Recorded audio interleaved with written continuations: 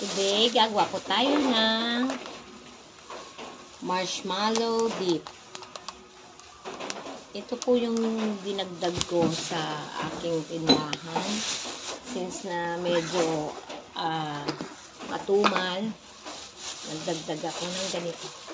So, lalagay tayo ng 1, 2, 3, 4. Nilagyan po natin siya ng marshmallow, ng chocolate dip sa paligid bago ko nilagyan ng marshmallow.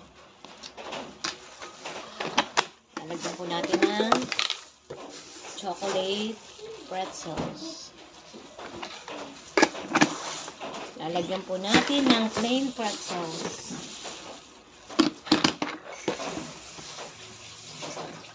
Lalagyan po natin ng maliliit na marshmallows.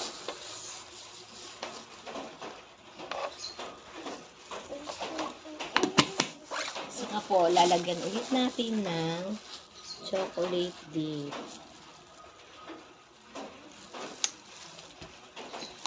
Tapos, ilalagyan natin ng sprinkles. Ito po ay aking ibinibenta ng 10 pesos kada ganito.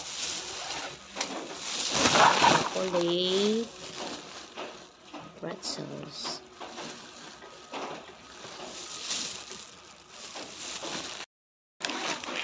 Ito po, binili sa Shopee. 17 pesos.